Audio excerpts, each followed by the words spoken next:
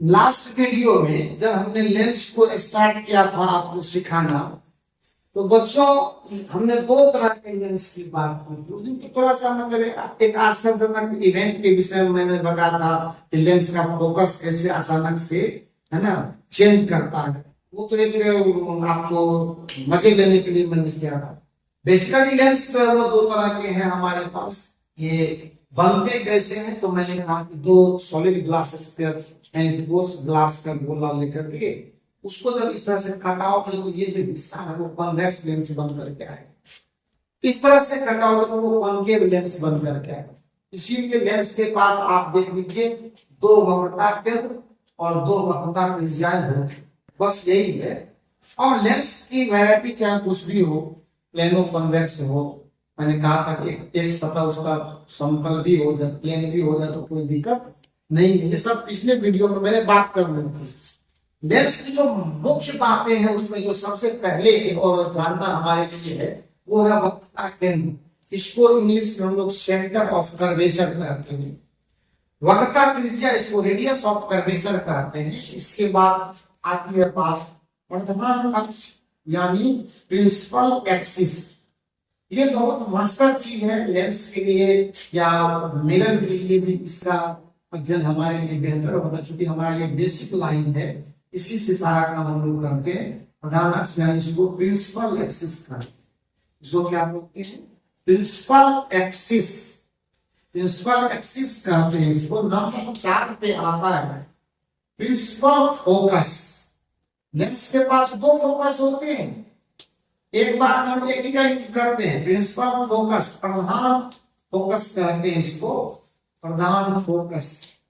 और इतनी सारी बातें जवाब देने के बाद और पेरेंशियल रे के विषय में हम मिरर में भी चर्चा करने वाले हैं, उसके विषय में भी, और ये लेंस के विषय में। तो लेंस एक इंडिपेंडेंट टॉपिक हमने लिया है कि आपको कॉलेज पर थोड़ा सा एक नॉलेज कर लिया जाए। मिरर के भी वीडियोस बनाएंगे आपके लिए, मतलब जिसमें आपको अच्छा लगे, आप खुश रहें, आप फिजिक्स को समझें। मैक्सिमम परेशानी यही है कि बच्चे फिजिक्स को समझते ही नहीं। एक्चुअली फिजिक्स की जो ताकत है वो जो बड़े बड़े लोग हैं, बड़े बड़े पढ़ने वाले हैं, उनको पता होता है। आप अपने बच्चे को और धीरे धीरे समझने की कोशिश करोगे तो आप भी अच्छे हो जाओगे। प्रिंसिपल फोकस है। इसके बाद ऑब्जेक्ट है यानी वस्तु है, फिर उसका प्रतिबिंब है। ज्योमेट्रिकल ऑप्टिक्स में तो यही काम ही करते हैं, वस्तुओं के प्रतिबिंब बनाते हैं, ज्यामिति या आकृति खींचते हैं, रे डायग्राम हम लोग लेते हैं और इसी से सारी बातें हमारी होती है। तो ये सारी चीजें हैं। इसमें मैं आपको मोटा मोटी यहाँ बता दूं कि लेंस का ये सेंटर ऑफ कर्वेचर, ये उस ग्लास स्फीयर का केंद्र होता है जिससे आपका लेंस बना हुआ है। क्योंकि दो ग्लास स्फीयर बनते हैं इसीलिए दो वक्रता केंद्र C1 और C2 का होना एकदम तय है। दो वक्रता केंद्र है तो दो रेडियस ऑफ कर्वेचर भी होगी। क्योंकि स्फीयर है, गोला है, तो उसकी त्रिज्या भी वो है। अब C1 और इस लेंस का सेंट्रल जो पॉइंट है O, जिसको हम लोग इसका ऑप्टिकल सेंटर यानी प्रकाशिकीय केंद्र कहते हैं। बेसिकली प्रिंसिपल एक्सिस से हम समझने की कोशिश करते हैं कि प्रिंसिपल एक्सिस जो है वो इसको कहा जाता है। तो लेंस समय कोई भी हो, कॉन्केव हो, कॉन्वेक्स हो, इसका एक ऑप्टिकल अपना सेंटर होता है, जो बिल्कुल इसका सेंट्रल पॉइंट होता है, इसको प्रकाशिकीय केंद्र या ऑप्टिकल सेंटर कहते हैं। तो प्रिंसिपल एक्सिस की यही सूचना है कि प्रकाशिकीय केंद्र या ऑप्टिकल सेंटर और दोनों ही सेंटर ऑफ कर्वेचर को स्टेप लाइन से हम लोग मिलाते हैं। वही स्टेप लाइन एक्चुअली क्या होता है, लेंस का प्रिंसिपल एक्सिस कहलाता।